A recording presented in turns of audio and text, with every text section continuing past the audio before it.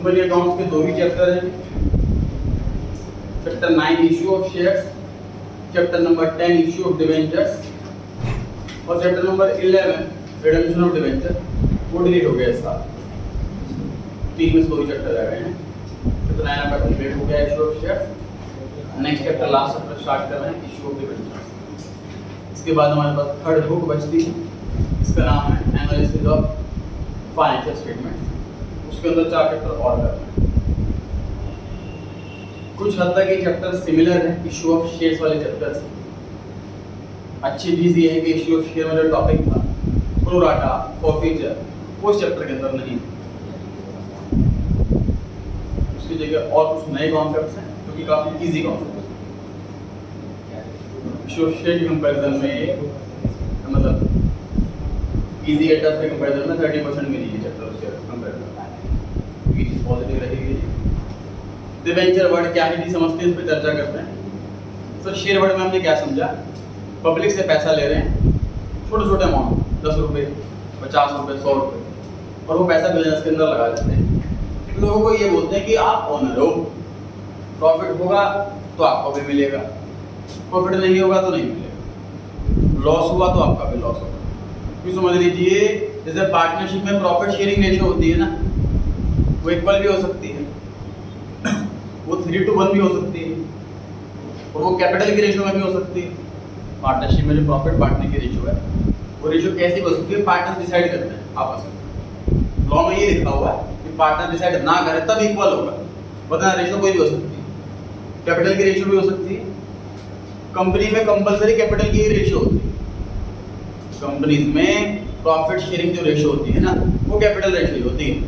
मेरे पास 5 शेयर रिलायंस के, इनके पास 10 शेयर रिलायंस के, तो प्रॉफिट का जब भी हिस्सा मिलेगा डिविडेंड मिलेगा तो मुझे जितना मिलेगा इनको डबल मिलेगा। तो शेयर्स की रेशियो में ही बांटा जाएगा, पर शेयर का अमाउंट डिसाइड कर लिया है। ज़्यादा शेयर ज़्यादा प्रॉफिट, कम शेयर कम प्रॉफिट, डबल रेशियो बांटा जाएगा। अब नेक्स्ट चैप्टर जो है वो डिवेंचर्स। ये क्या कॉन्सेप्ट है, इस बार हम पब्लिक से लोन ले रहे हैं तो लो सिंपल सी बात। सर बिजनेस पता है क्या चीज़ है, मार्जिन निकालना।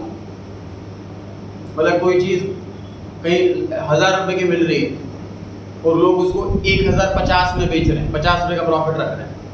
अगर मैं वो 1000 की जगह 980 में अरेंज कर लूँ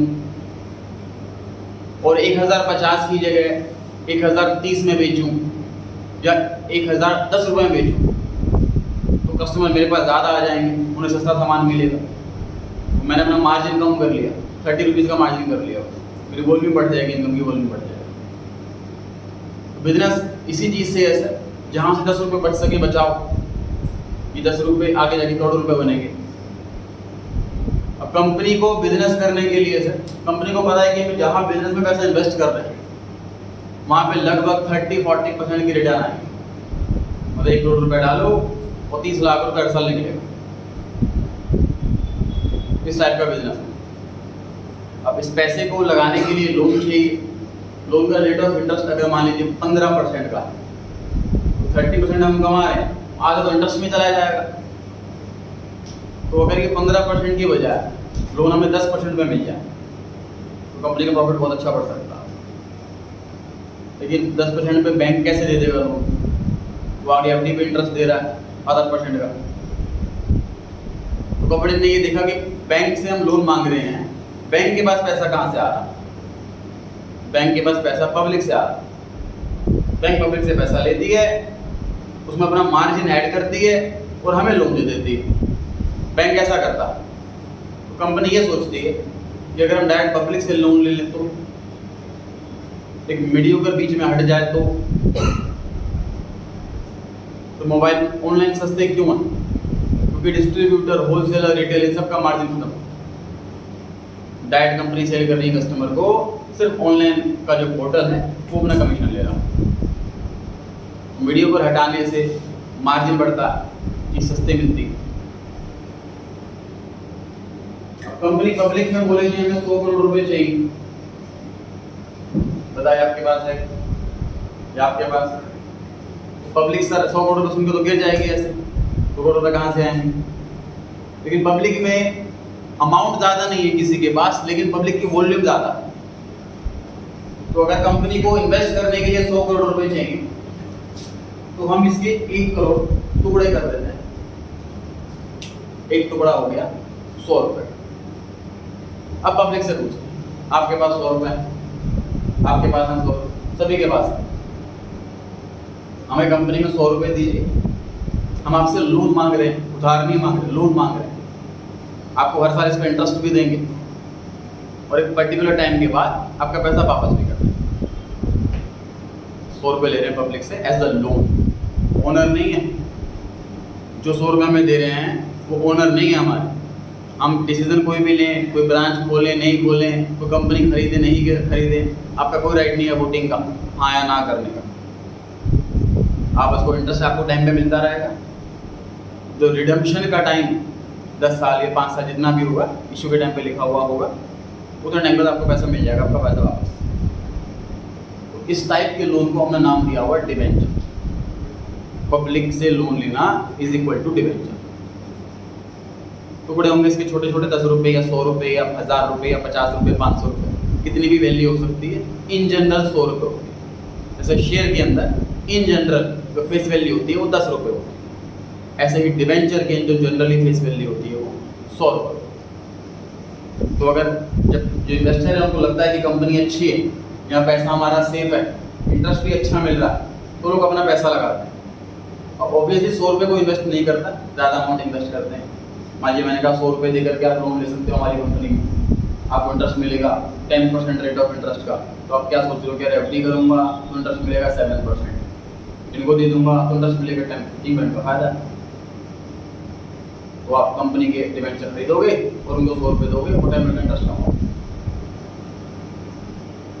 आपके पास मान लीजिए 1 लाख रुपए हैं तो आप 1000 डिबेंचर खरीद लो 100 रुपये वाले, 1 लाख रुपए देकर ले लोगे ये बात। खैर, ये मैंने थोड़ा बेसिक कॉन्सेप्ट समझा।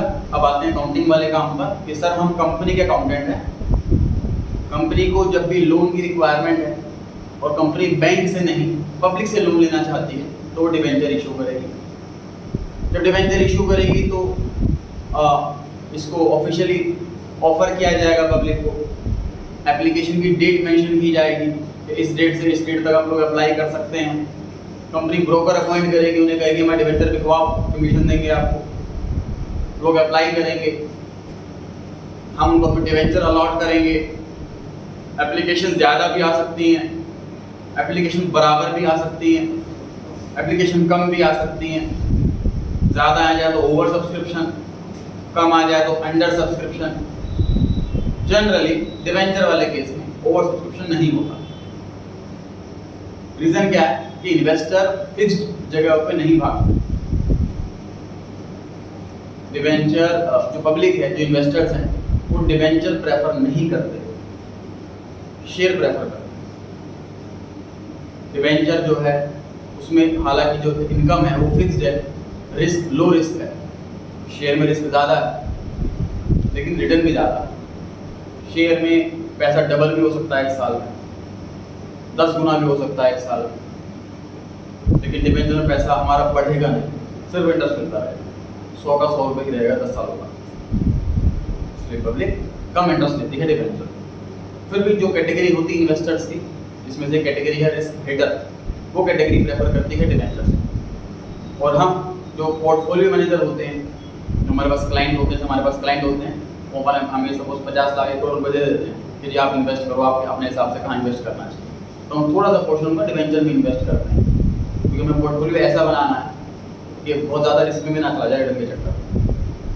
मार्केट अगर डूब जाती है, शेयर प्राइस डाउन हो जाता है, उसका पोर्टफोलियो बिल्कुल डाउन ना चला जाए। कुछ रिस्क फ्री वाली इन्वेस्टमेंट भी होनी चाहिए। हम लोग मिक्स इन्वेस्टमेंट रखते हैं, उसके अंदर डिबेंचर वाली इन्वेस्टमेंट भी होती है। शेयर से कम प्रॉफिट आएगा लेकिन FD से ज़्यादा आएगा। इसमें रिस्क ये होता है कंपनी डूब गई तो पैसा मर सकता है, कंपनी को प्रॉफिट ही नहीं हो रहा, इंटरेस्ट नहीं दे रहा, डिफॉल्ट कर रही इंटरेस्ट देना, तो पैसा मर सकता है। तो लो रिस्क होता है। FD के बड़े ज़्यादा रिस्क है। FD में तो 100% रिस्क नहीं है, अप टू 5 लाख। FD में 1 रुपये का रिस्क नहीं, up to 5 lakh. Bank default करे या कुछ भी डिफॉल्ट करे, गवर्नमेंट बैकअप के लिए 5 लाख रुपये देने को रेडी है। कंपनी में थोड़ा रिस्क ज़्यादा है, इसलिए इंटरेस्ट रेट भी ज़्यादा मिलता है। अगर कोई कंपनी ऑफर करे डिबेंचर पे 6% रेट ऑफ इंटरेस्ट देंगे तो एक जना पे डिबेंचर नहीं खरीदेगा, वो एफडी कर देगा सेट। ज़्यादा इंटरेस्ट ज़्यादा इनकम के चक्कर में ही लोग थोड़ा रिस्क लेने को रेडी हो। क्लियर हो गई जी बात? अच्छा जी, कंपनी के अकाउंटेंट है हम और एप्लीकेशन का पैसा आ रहा है लोगों से डिबेंचर की एप्लीकेशन का, और हमें उसकी जर्नल एंट्रीज पास करनी है। मोटी कुछ भी नहीं करनी है आपको, सिर्फ बोर्ड पे देखना है। बैंक अकाउंट डेबिट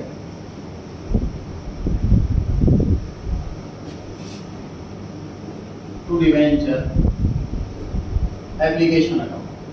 सपोज 4 दिन का टाइम दे रखा है, 5 अक्टूबर से 9 अक्टूबर, 4 दिन का टाइम है।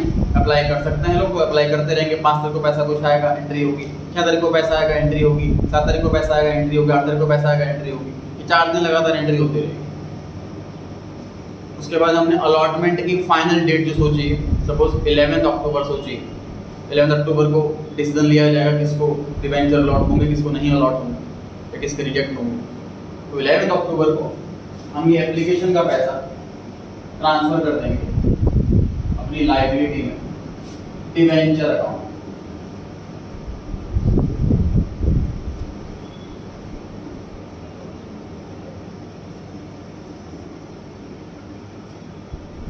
दोनों एंट्री को मर्ज करके देखो क्या एंट्री भाई।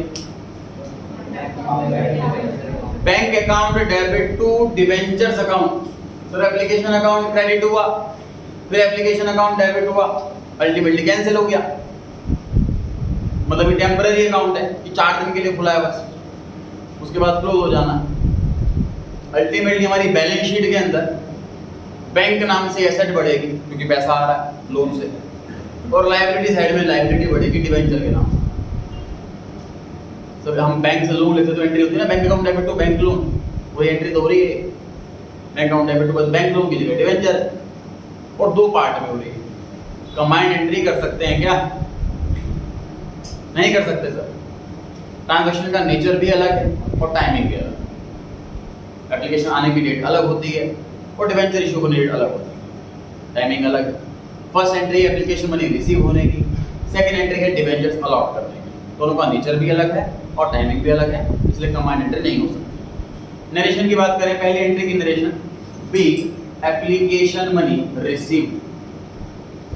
सेकंड एंट्री की नरेशन बी डिबेंचर्स इशूड या फिर अलॉटेड। क्लियर हो गई जी बात? तो 2017 में मान लीजिए कंपनी डिबेंचर इशू करे, उसमें इंटरेस्ट रेट था 10%। 2019 में कंपनी ने दोबारा इंटरेस्ट डिबेंचर इशू करे, उस टाइम इंटरेस्ट रेट 9.5 चल रहा। तो अगर हम इसके लिए भी डिबेंचर अकाउंट खोले और इसके लिए भी डिबेंचर अकाउंट खोले ऐसा, तो दोनों मिक्स नहीं हो जाएंगे। मान लीजिए मैंने बैंक लोन लिया है, सिर्फ एक ही लोन है मेरे पे, तो मैं उसको बैंक लोन के नाम से लिखूंगा।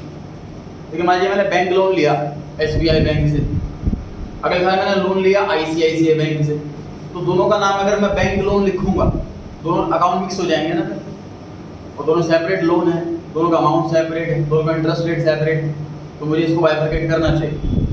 तो मैं लिखूंगा SBI लोन, दूसरे वाले का ICICI लोन, ऐसा नाम लिखूंगा अलग अलग, इसको शो करने के अलग लेजर बनाने के लिए। तो ऐसे काम यहाँ पर किया जाता है सर कि जब डिबेंचर इशू करा 10% वाला, तो इसका नाम डिबेंचर अकाउंट नहीं लिखेंगे हम, इसका नाम हम 10% डिबेंचर अकाउंट लिखेंगे। जब इशू करेंगे 9.5% पर, तो उसका नाम रखेंगे टू 9.5% डिबेंचर। मतलब हम प्रीफिक्स लगा देते हैं डिबेंचर के वर्ड से पहले उसका इंटरेस्ट रेट से, ताकि दूसरे वाले डिबेंचर के साथ ये मिक्स ना हो जाए। तो हमें इस चीज़ का बड़ा ध्यान रखना है पूरे चैप्टर के अंदर। जब भी आप डिबेंचर वर्ड लिखें तो उसके आगे आपको परसेंटेज जरूर लिखनी है, नहीं लिखने के मार्क्स कटने। तो मान लीजिए क्वेश्चन में परसेंटेज दे ही नहीं रखी, तो आपको परसेंटेज लगा करके आना। एग्जाम्पल को बताना है जी, हमें पता है यहाँ पे इंटरेस्ट रेट आता है, आपने नहीं दे रखा तो हमने परसेंटेज लगा करके छोड़ दिया। फिर हो गई जी बात, ध्यान रहेगा। क्वेश्चन देखते हैं।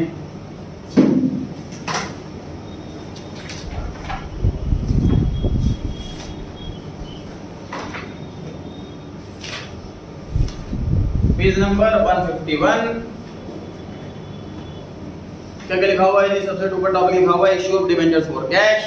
प्रिजम्पशन है फेस वैल्यू डिबेंचर की 100 रुपए रहेगी। एंट्री लिखी हुई है, पहली एंट्री है एप्लीकेशन मनी मिलने की, bank account debit to percentage debenture application account. Application and allotment ऐसा भी लिख सकते हैं, एप्लीकेशन अकाउंट भी लिख सकते हैं। सेकंड एंट्री है allotment of debenture, debenture allot करने की, debenture application account debit to percentage debenture account. Question number 1, company ने इशू करे हैं सर 1000 10% डिबेंचर 100 रुपए वाले। चल एंट्री पास करो। तो बताइए फर्स्ट एंट्री आपके सामने है, अमाउंट कितना आएगा इसके अंदर?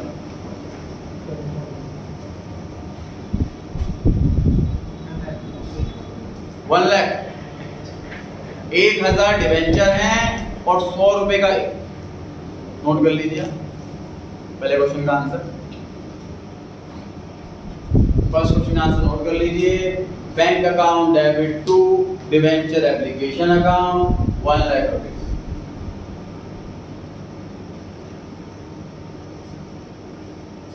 एप्लीकेशन अकाउंट क्योंकि टेम्पररी अकाउंट है इसलिए इसमें परसेंटेज लगाना ऑप्शनल है, ना मार्क्स मिलेंगे ना मार्क्स कटेंगे।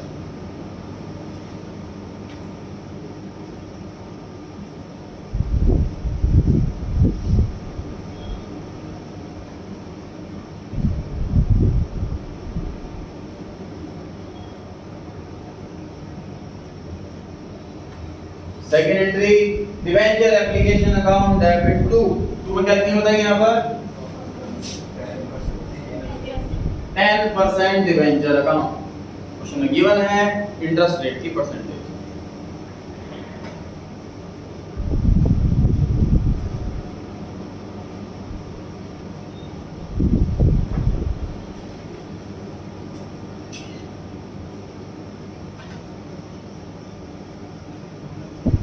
इंटरेस्ट सिर्फ आपको रेट लिखना है, कुछ करना नहीं है, कैलकुलेशन का पार्ट नहीं है इस टॉपिक के अंदर। कैलकुलेशन का पार्ट है, अलग टॉपिक है उसका। इंटरेस्ट ऑन डिबेंचर के नाम से उसमें सीखेंगे इंटरेस्ट कैसे निकालना है, क्या एंट्रीज करनी है इंटरेस्ट की। अभी तो डिबेंचर इशू की एंट्री करनी है, तो सिर्फ हमें रेट लिखना है, टेम्परेरी कैलकुलेशन में नहीं आएगा, सिर्फ लिखने के लिए आएगा। जी एग्जांपल देता है सर, एक बिजनेसमैन को मान लो 100 करोड़ रुपए चाहिए तो बिजनेस क्रिएट करने के लिए, स्टार्ट करने के लिए, तो हमने डिसाइड करा कि हम शेयर इशू नहीं करेंगे, हम बैंक से लोन नहीं लेंगे, हम पब्लिक से लोन लेंगे डिबेंचर की फॉर्म 100 करोड़ रुपए। अब बिजनेस कोई ऐसी चीज नहीं है सर कि 100 करोड़ रुपए लेके जमीन पर रख के बिजनेस खड़ा हो गया, टाइम लेता है। अभी हम जमीन खरीदेंगे, कंस्ट्रक्शन चालू करेंगे, बड़ी बिल्डिंग है, बनने में टाइम लगेगा 1-2 साल का। वो बनने के बाद उसके बाद मशीन खरीदेंगे, पहले क्या करेंगे। तो हमें 100 करोड़ रुपए में इंस्टेंट नहीं चाहिए, हमें 100 करोड़ रुपीस इंस्टेंट नहीं चाहिए, हमें अभी सपोज सिर्फ 20 करोड़ रुपीस चाहिए, बाकी 80 करोड़ बाद में चाहिए। क्या करना चाहिए ऐसे कैसे? अभी इशू कर लेंगे 100 करोड़ के डिबेंचर, तो अभी से इंटरेस्ट का मीटर चालू हो जाएगा। तो एक काम ये कर सकते हैं सर कि अभी 20 करोड़ के डिबेंचर इशू कर लो बस। लेकिन मान लो हमने सिर्फ 20 करोड़ के डिबेंचर इशू करे, बिजनेस स्टार्ट कर दिया, जब और 10 करोड़ रुपए की जरूरत पड़ी, डिबेंचर इशू करे हमने और वो नहीं बिके, फिर बच जाएंगे हम, आधी बिल्डिंग बनी बने रह जाएगी, है ना। तो कंपनी को सिक्योरिटी चाहिए, जब ये 100 करोड़ रुपए में टोटल चाहिएंगे स्टार्टिंग से लेके एंड तक, तो बीच में हमें डिफॉल्ट नहीं ना हो, पेमेंट ना मिले, इसलिए कंपनी क्या करती है कि डिबेंचर 100 करोड़ रुपए का इशू करेगी, अभी मंगाएंगे सिर्फ 20 करोड़, जब जरूरत पड़ी और पैसे मंगा लिए। अब अगेन सर करोड़ों में बात समझ में नहीं आएगी पब्लिक को, कंपनी को बात समझ में आएगी पब्लिक को 100 रुपए के साथ। तो पब्लिक कैसे बोल रहे हैं सर हम कि 100 रुपए का डिबेंचर है, आप हमें सिर्फ 20 रुपए दीजिए, बाकी 80 रुपए मंगा लें। जब जरूरत पड़ी तब मंगा ले 10 रुपए, 5 रुपए, 25 रुपए, 30 रुपए, 100 से ऊपर नहीं मंगा सकते टोटल। तो 100 रुपए को ही टुकड़ों में मंगा रहे हैं, इंस्टॉलमेंट्स में मंगा रहे हैं। क्लियर हो गई जी बात? इसका पर्पस यही होता है सर कि मान लीजिए अभी मैंने 20 रुपए मंगाया आपसे, तो इंटरेस्ट में 20 कर ही दूंगा, 100 पे नहीं। मैंने 10 रुपये और मंगा लिए, टोटल 30 रुपया हो गया, अब इंटरेस्ट 30 पर दूंगा, जैसे पैसा मंगाता रहूँगा, लोन बढ़ता रहेगा, इंटरेस्ट बढ़ता रहेगा। ये पर्पस होता है इंस्टॉलमेंट में मंगाने का। पहली इंस्टॉलमेंट मंगाई जाती है जिस टाइम लोग अप्लाई कर रहे हैं उसी टाइम, इसलिए उसे एप्लीकेशन मनी कहा जाता है। सेकंड इंस्टॉलमेंट मंगाई जाती है जब उनको डिवेंचर अलॉट किए जाते हैं, इसलिए उसे अलॉटमेंट मनी कहा जाता है। ये दो इंस्टॉलमेंट तो तुरंत कंपनी को पैसा चाहिए तो वो पैसा मंगा लेगी। उसके बाद 6 महीने 1 साल के बाद जब पैसा चाहिए होगा तब कंपनी कॉल करेगी इन्वेस्टर्स को पैसा मंगाने के। तो तीसरी इंस्टॉलमेंट का नाम फर्स्ट कॉल, सेम नाम हमने शेयर चैप्टर में पढ़ा था। तो तीसरी वाली इंस्टॉलमेंट का नाम फर्स्ट कॉल। उसके बाद चौथी इंस्टॉलमेंट का नाम सेकंड कॉल। पांचवी इंस्टॉलमेंट का नाम थर्ड कॉल। ये कितनी भी कॉल हो सकती है, ठीक बात है। जब भी आखिरी कॉल होगी तो उसके आगे सफिक्स लगाया जाएगा फाइनल, ये मेंशन करने के लिए कि इसके बाद की कॉल नहीं बचेगी। मान लीजिए चौथी कॉल में ही हमने सारा पैसा मांगा लिया तो सेकंड एंड फाइनल ये ना होगा।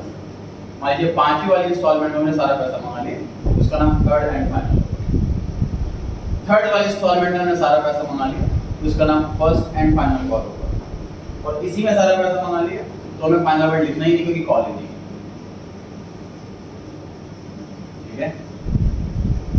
किसी ने लिखी भी होगी, पढ़ते हैं एक बार। पहला बना हुआ है ग्रीन कलर से।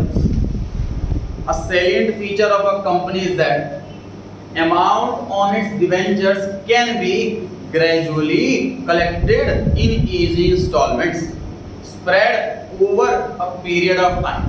टाइम के सालों में भी हो सकता है, depending upon its growing financial requirement. जैसा जैसे बिजनेस की रिक्वायरमेंट ग्रो कर रही है, बढ़ रही है। The first installment is collected along with application and is thus called application money. Application के साथ ही पहली इंस्टॉलमेंट आ जाती है, इसलिए उसे एप्लीकेशन मनी कहते हैं। सेकंड इंस्टॉलमेंट अलॉटमेंट के साथ आती है, इसलिए उसे अलॉटमेंट मनी बुलाते हैं। रिमेनिंग इंस्टॉलमेंट का नाम होता है first call, second call and so on. तो फाइनल होगी उसके साथ एक सफिक्स लगाया जाएगा। प्रीफिक्स मतलब नाम से पहले, सफिक्स मतलब नाम के बाद। लास्ट इंस्टॉलमेंट में हाउएवर कंपनी सारा पैसा इकट्ठे एप्लीकेशन पे भी मंगा सकती है। उसके बाद लिखा है कि एंट्रीज कितनी होती हैं, जितनी इंस्टॉलमेंट मल्टीप्लाई बाय 2। तो क्वेश्चन नंबर 1 कराया हमने, उसमें एप्लीकेशन पे ही सारा पैसा मंगा लिया, एक ही इंस्टॉलमेंट है तो 2 एंट्री होगी। वैसे 2 इंस्टॉलमेंट होगी तो 4 एंट्री होगी, 4 इंस्टॉलमेंट होगी तो 8 एंट्री होगी। जितनी इंस्टॉलमेंट मल्टीप्लाई बाय 2 जितनी एंट्रीज। क्वेश्चन नंबर 2 पर आ गए हैं। कंपनी ने 10,000 डिवेंचर इशू करे हैं 8% वाले, 100 रुपए का एक है पार पे। एप्लीकेशन 20 रुपए, अलॉटमेंट पे 30 रुपए, फर्स्ट कॉल पे 15 रुपए और बाकी बचे कॉल पे कितने बचे बताइए फटाफट से। 35 रुपए। कितनी इंस्टॉलमेंट है इस क्वेश्चन में? 4। कितनी एंट्री होगी? 8। शुरू हो जाएगी।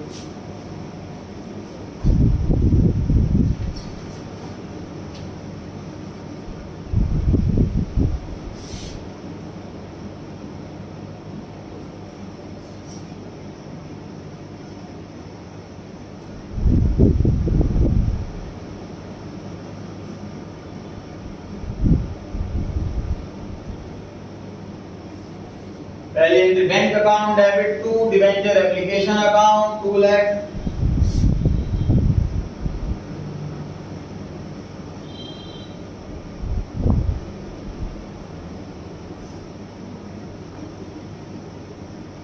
Second entry debenture application account debit to 8% debenture account 2 lakh.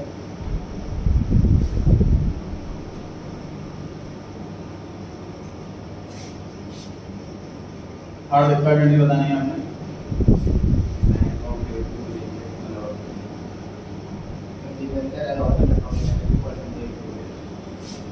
पहले पैसा मंगाएंगे उसके बाद पैसा आएगा। Debenture allotment account debit to 8% debenture account. Amount होगा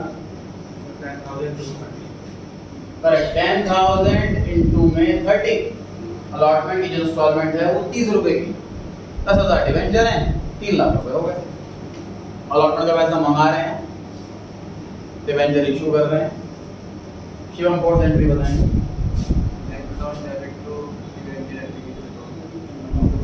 बैंक अकाउंट डेबिट टू क्या बताया टू डिवेंचर अलॉटमेंट कितना amount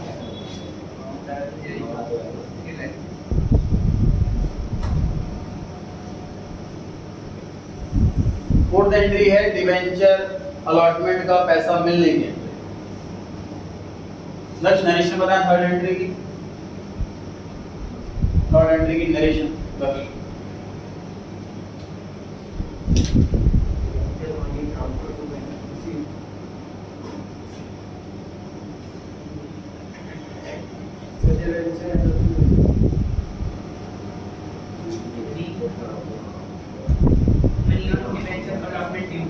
correct being allotment money due amount due करा जी अलॉटमेंट का पैसा मंगाया है मतलब लिखिए फोर्थ एंट्री की नरेशन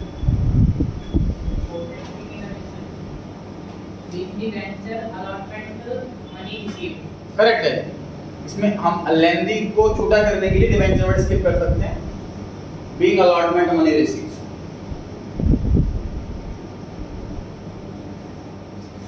हर्ष फिफ्थ एंट्री बताएंगे correct debenture first call account debit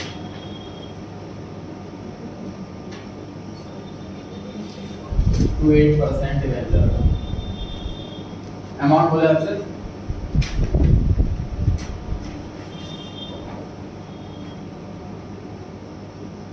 Pranav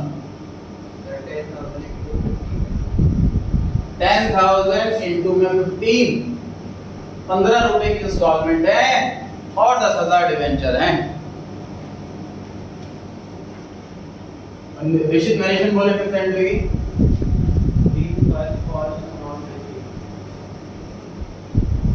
narration बोले फिफ्थ एंट्री की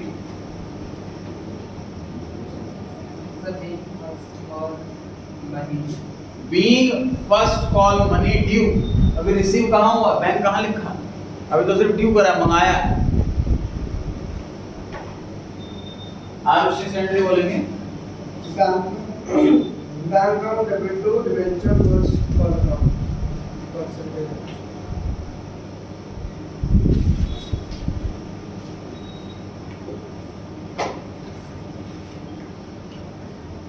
bank account debit to debenture first call account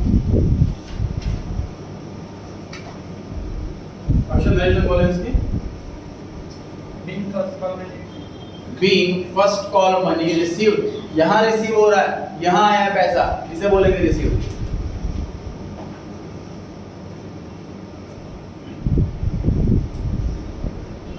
section 7 entry बोलेंगे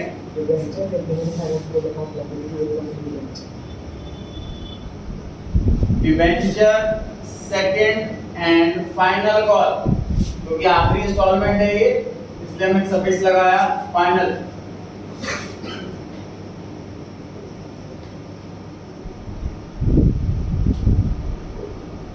अमाउंट बोलेगा ना 10,000 इंटू में 35 100 रुपए का डिवेंचर है 3 इंस्टॉलमेंट मंगा ली 20 रुपए 30 रुपए 15 रुपए की 35 रुपीस ही बचा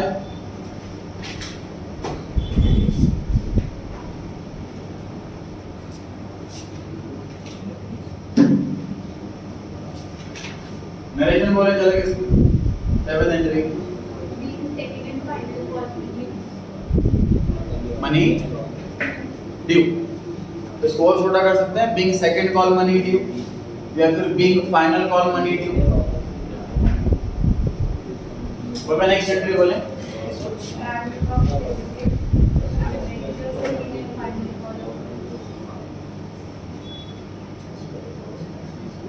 bank account debit to debenture second and final call account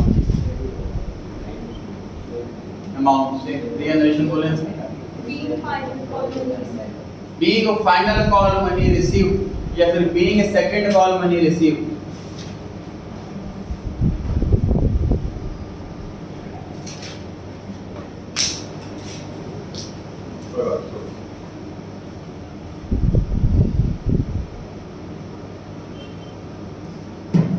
same question कर चुके हैं हम शेयर सेक्टर के अंदर भी, इसमें भी ऐसे इंस्टॉलमेंट्स वगैरह आए थे। बेसिक सा क्वेश्चन है, एग्जाम में कभी आता नहीं। थर्ड क्वेश्चन पर आ गए हैं। सेकंड क्वेश्चन के बाद क्या लिखा हुआ? सेकंड क्वेश्चन के बाद इशूड एट प्रीमियम।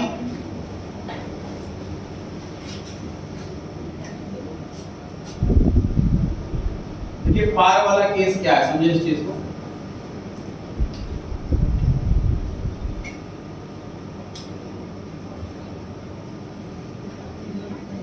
पार वाला केस ये है, कंपनी पब्लिक को कह रही है कि आप हमें 100 रुपए दो, 10% का इंटरेस्ट मिलेगा हर साल। 100 रुपए का 10% 10 रुपए, और 10 साल के बाद आपको पैसा वापस कर दिया जाएगा।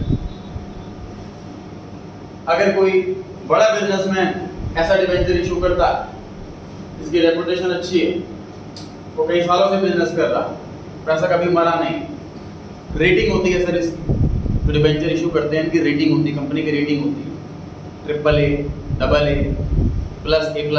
A-। तो रेटिंग देख करके हम रिस्क का आइडिया लगाते हैं, उस अकॉर्डिंग पैसा लगाते हैं।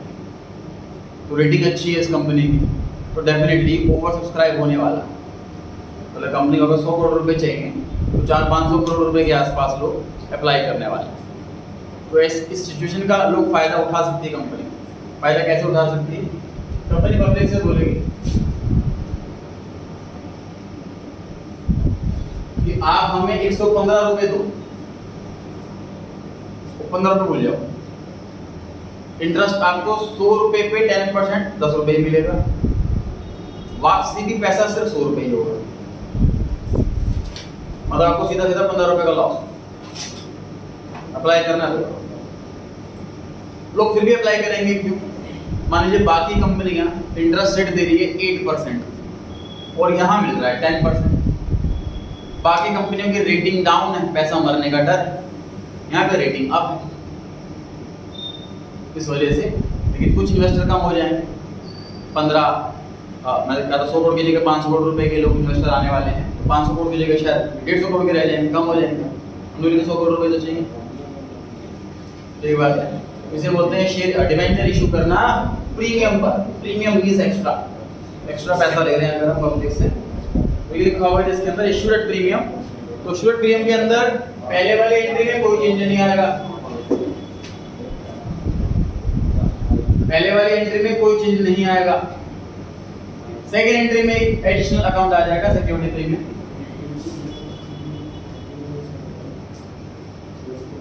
Security premium reserve is a profit for a company.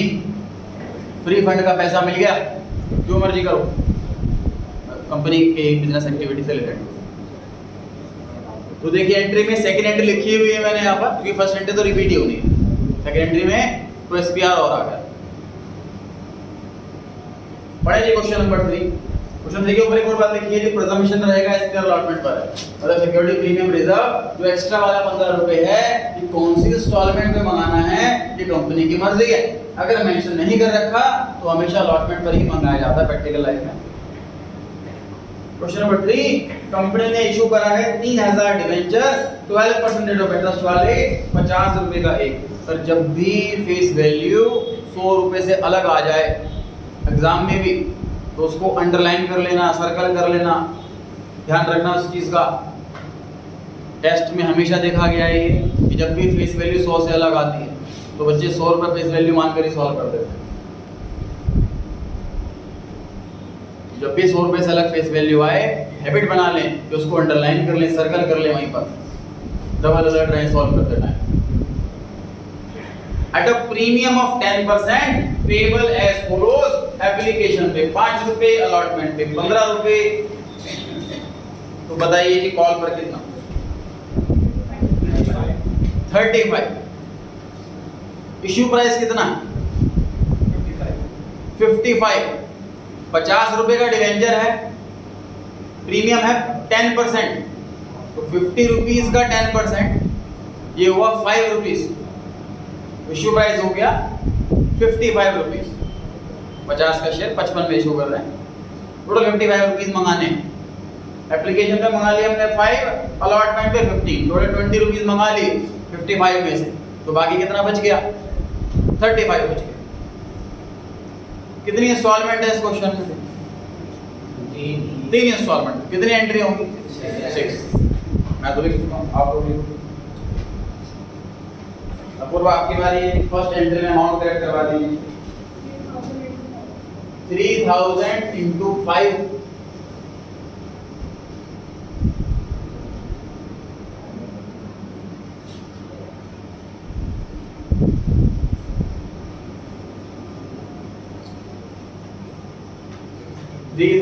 into 5,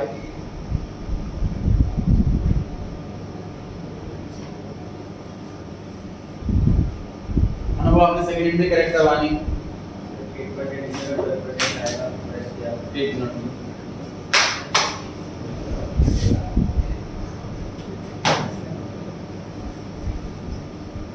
हाँ जी बताएं। एप्लीकेशन में कितना? 3000 into 5। डिवेंचर में कितना? एसपीआर में कितना?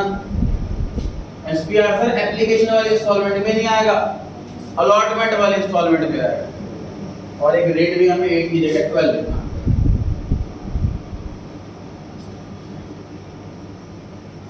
वन है आपकी वाली, थर्ड एंट्री में करेक्शन करवानी है आपको। 8 की जगह 12 कर दीजिए, 2 एसपीआर ऐड कर दीजिए,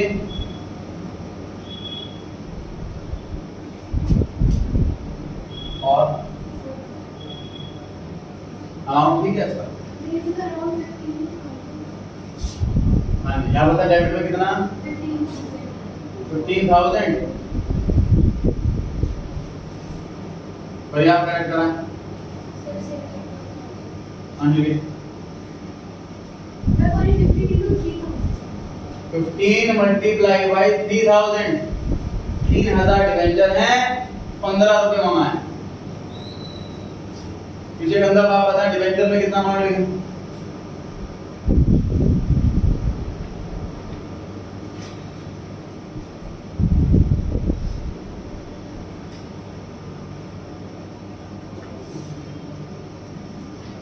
हार्दिक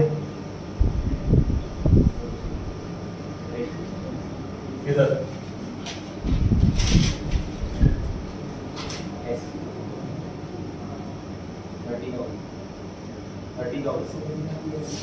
10 into में 3000, 30,000। एसपीआर में कितना? 15,000। ठीक, 5 into में 3000, 15,000। 15 रुपए में प्रीमियम जुड़ा हुआ है। जो भी अमाउंट मांगा जाएगा वो इंक्लूसिव ऑफ प्रीमियम मांगा जाएगा। हमेशा अमाउंट जोड़ करके ही घंटा बताया जाता है, ये रूल होता है। तो मान लीजिए आपको 10,000 का मोबाइल परचेज कर रहे हैं ऑनलाइन, और अब पेमेंट का टाइम आया तो आपके अकाउंट से 11,000 कट गए, 10,000 रुपये जीएसटी के भी चीटिंग हो जाएगी। इसलिए उनको बता रखा है जो आप अमाउंट शो करें वो इंक्लूसिव ऑफ जीएसटी शो करें।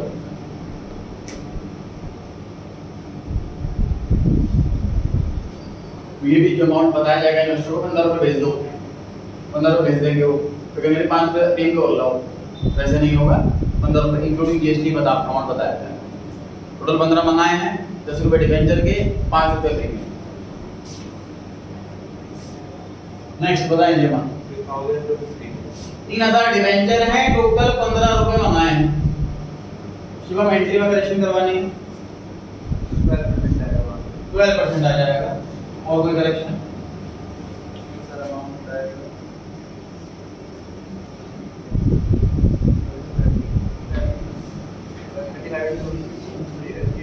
35 into 3000। और कोई करेक्शन?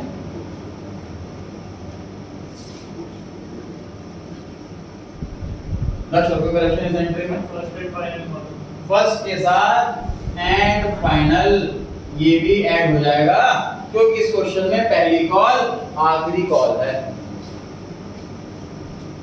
तो यहां पर भी फर्स्ट एंड फाइनल और अमाउंट सी, ये तो एंट्री होगी, 6 एंट्री होंगी इस क्वेश्चन में, इंस्टॉलमेंट 6 एंट्री।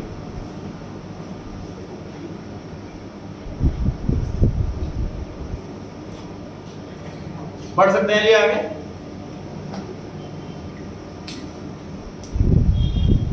तो प्रीमियम वाला केस तो हमने देख लिया कि जो बिजनेसमैन है उसकी रेपुटेशन बहुत अच्छी है, उसके डिवेंचर ओवर सब्सक्राइब होने वाले हैं ऐसा एस्टिमेट किया जा रहा है, तो वो इन्वेस्टर, वो बिजनेसमैन अपना डिवेंचर प्रीमियम पे इशू कर रहा है। लेकिन इसका अपोजिट, कोई नया बिजनेसमैन मार्केट में आया है, उसे कॉन्फिडेंस है कि पैसा मैं जहां लगाऊंगा वहां मुझे बहुत अच्छा प्रॉफिट होगा, लेकिन ये कॉन्फिडेंस इन्वेस्टर को नहीं है उस बिजनेसमैन के अंदर। 100 करोड़ रुपए की डिवेंचर वो इशू कर रहा है, उसे लग रहा है कि 40-50 करोड़ रुपए से ऊपर का मुझे पैसा नहीं मिल पाएगा, मेरा इशू फेल हो जाएगा। तो ऐसे में उसे मजबूरन अपनी चीज सस्ते में बेचनी पड़ेगी। पार वाले केस में क्या होता है सर?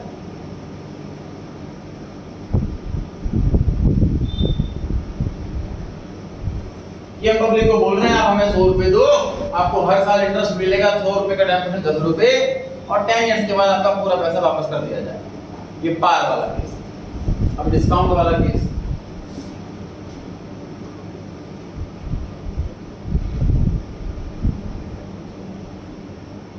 हम पब्लिक से पहले कह रहे हैं कि आप हमें सिर्फ 95 रुपीस दे दो, हम ऐसा मानेंगे कि आपने 100 दिए, इंटरेस्ट भी आपको 100 पर देंगे, पैसा वापसी भी आपको 100 देंगे, आपको 5 रुपये कंप्लीट फायदा।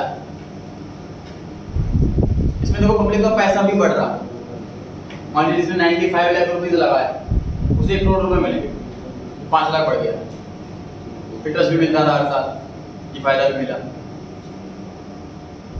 उसे कहते हैं डिवेंचर इशू करना डिस्काउंट। ये वाला केस शेयर्स चैप्टर के अंदर नहीं था, क्योंकि शेयर्स डिस्काउंट पे इशू नहीं किया जा सकता। Section 52 of the company act 2013 के अकॉर्डिंग शेयर डिस्काउंट पे इशू नहीं किए जा सकते, इसलिए ये topic issue of share chapter के अंदर नहीं, 2013 से पहले था।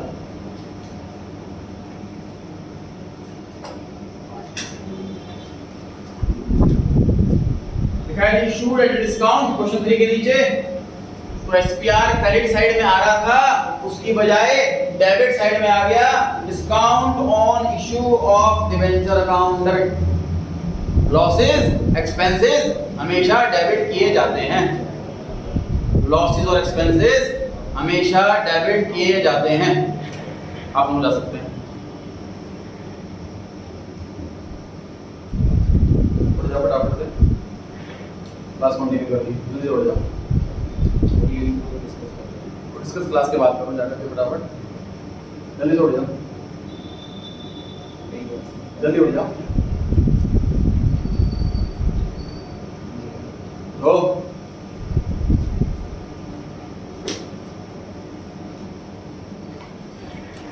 हाँ जी, debenture application account debit, discount on issue of debenture account debit to percentage debenture account. इसे कंपेयर करो तो एसपीआर वाली एंट्री से, इसे कंपेयर कीजिए एसपीआर वाली एंट्री से। एसपीआर क्रेडिट साइड में आ रहा था क्योंकि प्रॉफिट था, ये डिवेंचर डेबिट साइड में आ रहा है क्योंकि लॉस हमेशा डेबिट में। क्लियर हो गई जी बात? क्वेश्चन नंबर 4, कंपनी इशू कर रही है 2000 डिवेंचर, 1000 रुपए का एक है, मैंने अलग तरह से लिखा हुआ है, आपके लिए एग्जाम में ये हिंट है कि जब भी फीस वैल्यू 100 रुपए लगाए उसको जरूर सर्कल कर लें। Each at a discount of 10% payable as follows, 100 रुपए एप्लीकेशन पे, 300 रुपए अलॉटमेंट पे, तो बताओ कॉल पे कितना?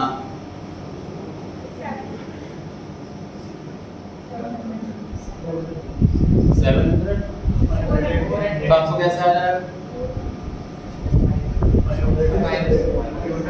मुझे बताओ टोटल कितने पैसे मंगाने हैं? 900, 900 रुपए। 1000 रुपए का डिवेंचर है, 100 रुपए का डिस्काउंट है, इश्यू प्राइस कितना हुआ? 900 रुपए। टोटल 900 मंगाने, 100 रुपए मंगा लिया एप्लीकेशन पे, 300 मंगा लिया अलॉटमेंट, तो कॉल पे कितना? 500। कॉल पे आया 500। कितनी इंस्टॉलमेंट है इस क्वेश्चन में? 3। कितनी एंट्री होंगी? 6। हो जाएगी शुरू। मैं तो लिख चुका हूं, इसकी बारी चल रही है।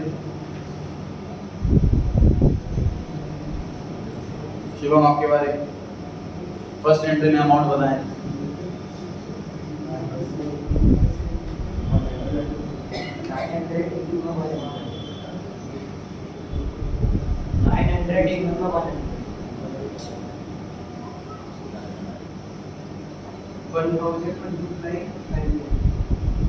Wait. 2000 multiply by 100। भाई डिवेंचर 2000 है, 2000 तो हर एंट्री में आएगा। जब नंबर ऑफ डिवेंचर 2000 है तो 2000 तो हर एक एंट्री में आना ही आना है। अमाउंट ही तो बदलना है बस। 2000 डिवेंचर है, 100 रुपये मंगाए। नेक्स्ट एंट्री में भी यही अमाउंट।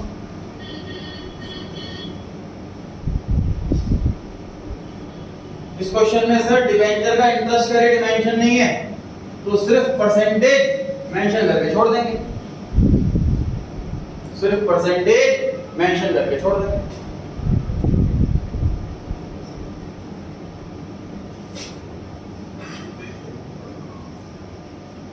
ठीक है, आपने थर्ड एंट्री में करेक्शन कर लेंगे। Sir discount on issue of debenture debit आ जाएगा, एसपीआर हट जाएगा और क्रेडिट हट जाएगा।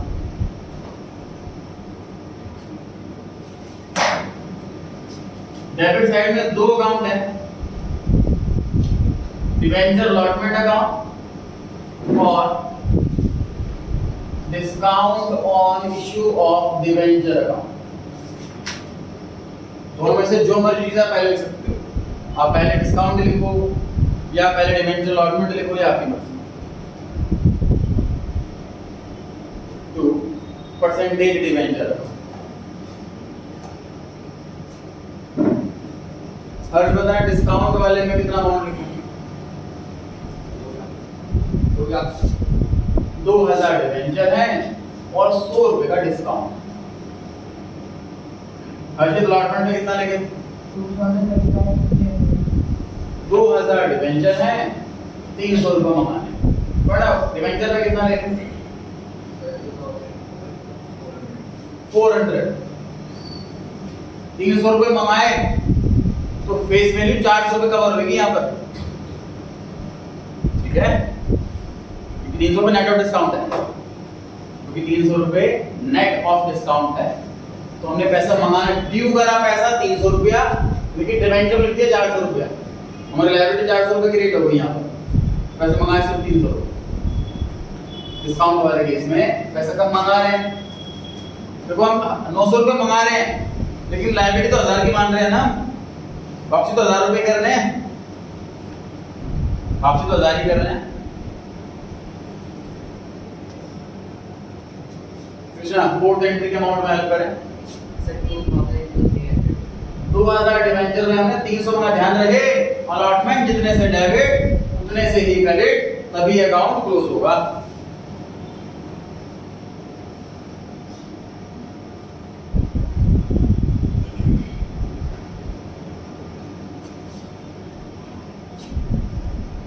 पॉइंट नंबर 5,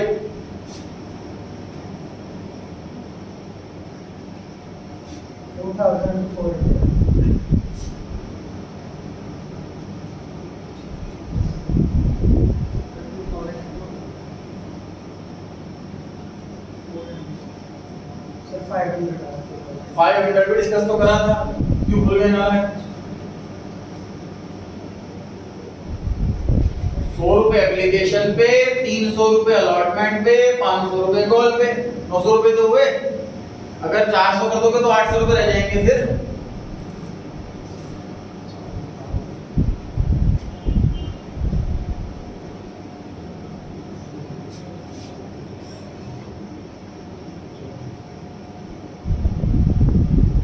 इसको डाउट लग रहा है, ऐसा ही कंफ्यूजन लग रही है मेरे को, आप गलत करा रहे हैं।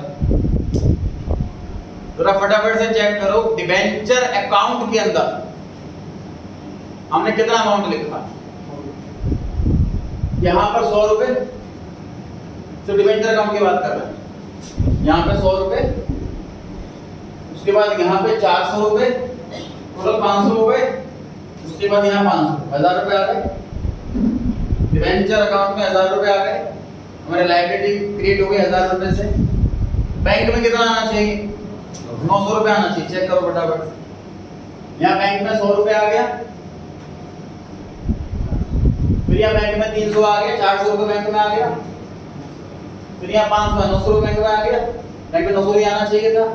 100 रुपए का नुकसान हो गया सर डिस्काउंट के नाम का, इस नुकसान में 100 रुपए लिख रहे हैं, तो क्या चाहिए जीवन। डिबेंचर अकाउंट में 1000 रुपए फेस वैल्यू आ गई है, बैंक में 900 रुपए आ गया है, जितना पैसा आना चाहिए था, 100 रुपए का डिस्काउंट नाम का खर्चा हो गया है, और application account, allotment account, call account, तीनों अकाउंट चेक कर लीजिए, डेबिट और क्रेडिट बराबर बराबर आ रहा है, मतलब ये तीनों अकाउंट हमारी बैलेंस शीट में नहीं है। डिस्काउंट में इशू ऑफ डिबेंचर है, उसे क्लोज नहीं करना। क्लोज करना एक सेपरेट टॉपिक है, इस चैप्टर के अंदर डिस्कस करेंगे क्लोज कैसे किया जाए।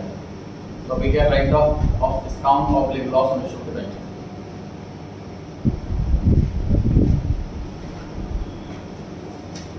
क्वेश्चन नंबर 5 पर आ गए हैं।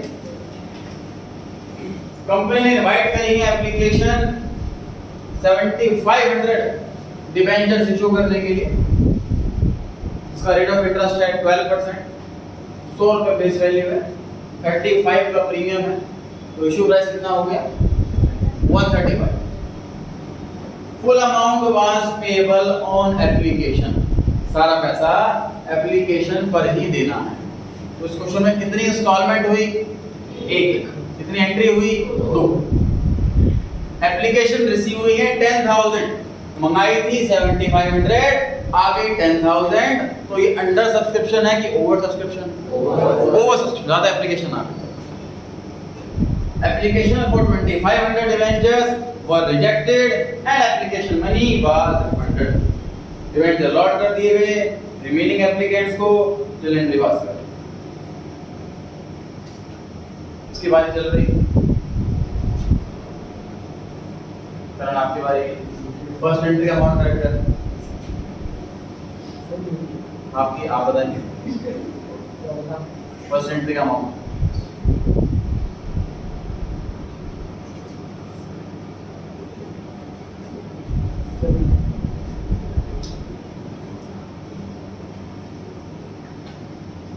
ये बोले आप करेक्ट करें, फर्स्ट एंट्री का अमाउंट 10,000 into करेक्ट है। टोटल 10,000 एप्लीकेशन आई है और हमने सभी से 135 रुपीज रखवाए। तो अगर आपने सेकंड एंट्री में करेक्शन करवानी, अमाउंट छोड़ दीजिए, इन्वेंटरी पे चल जाएगी 2 SPR, अभी और करेक्शन कीजिए,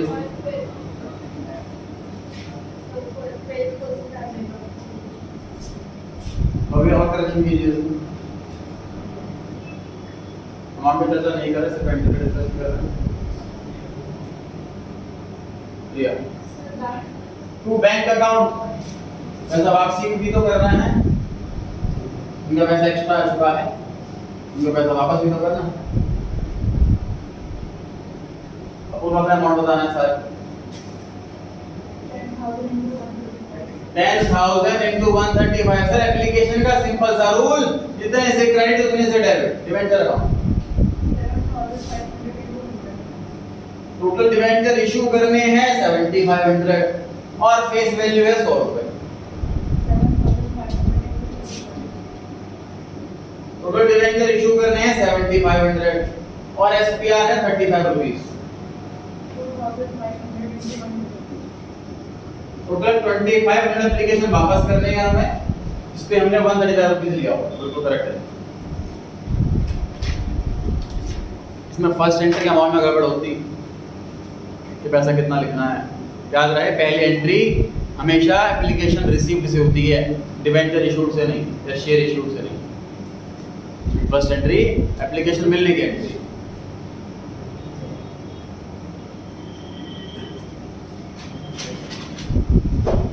सिक्स क्वेश्चन पर आगे जो आखिरी क्वेश्चन है, छुट्टी हो जाएगी फिर आपको।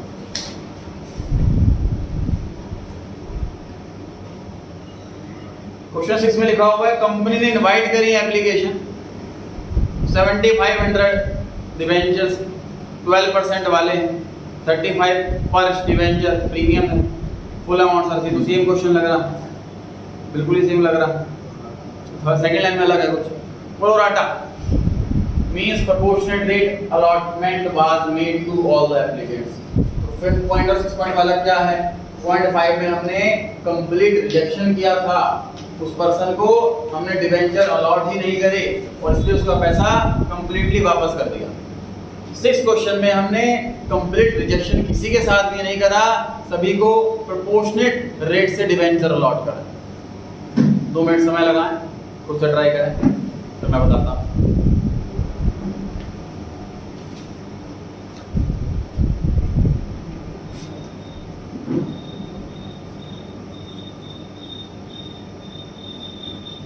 थर्सडे क्लास का टाइम 1 से 3। शेड्स पे खेलेंगे उसे, छुट्टी कर लो।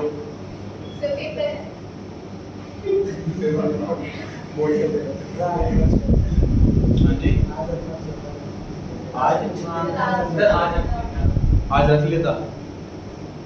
तो आज पूजा वगैरह भी तो होती है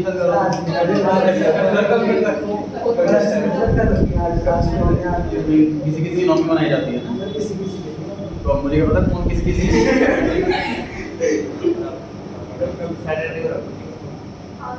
सैटरडे को शेयर मार्केट बंद होती है, share market Monday to Friday को बंद होती है, मंडे टू फ्राइडे। फ्राइडे आप सबका ऑफ है?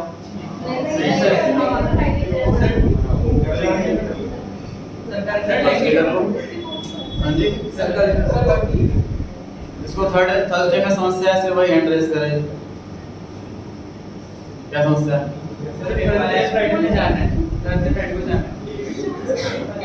आपकी क्या समस्या है? फ्राइडे को आता फ्राइडे को आता सैटरडे संडे ऑफ है, मंडे स्कूल चालू है। नेक्स्ट वीक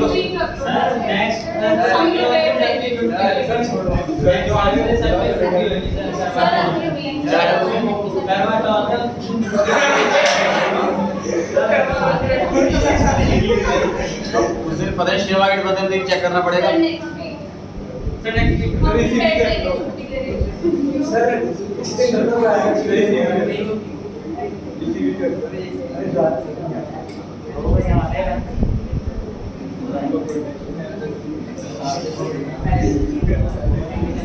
स्कूल का ऑफ होता है, स्कूल का ऑफ क्यों होता है? टीचर बच्चे को भी रखना तेरे लिए भी रख लिया अगले थर्सडे। वो आप डिटेल डालो, अगले थर्सडे की है रबर चौथ की डिटेल अगले थर्सडे की है।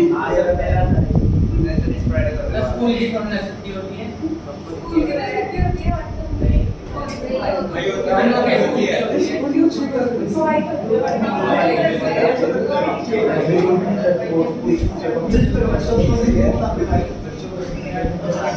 चलिए फिर अगला थर्सडे रखते हैं 13 अक्टूबर। किसी का ऑफ नहीं तो कर लेना उसे।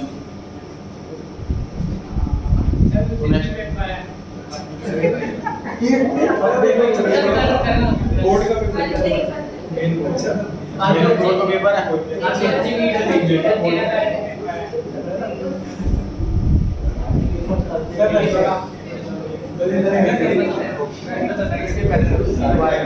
13 अक्टूबर को किस किस को दिक्कत है जी, वो हैंड रेज करें। 13 अक्टूबर को किस किस को दिक्कत है, वो हैंड रेज करें। हाँ जी, छुट्टी कर लेना एक दिन, क्यों नहीं हो पाएगी? और तो एक दिन तो करनी वैसे ही पड़ेगी। परसों वाले थर्सडे की है। सर उसी दिन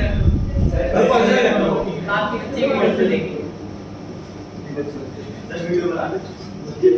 वो तो रिकॉर्डिंग तो होगी। हाँ तो बाकी देखिए आधी तो आएंगी प्रॉब्लम है 30 फिर 30 कर सर 30 ऐसा टाइमिंग चेंज कर रहा मेजॉरिटी 13 में एग्री है, 13 रखते हैं जी।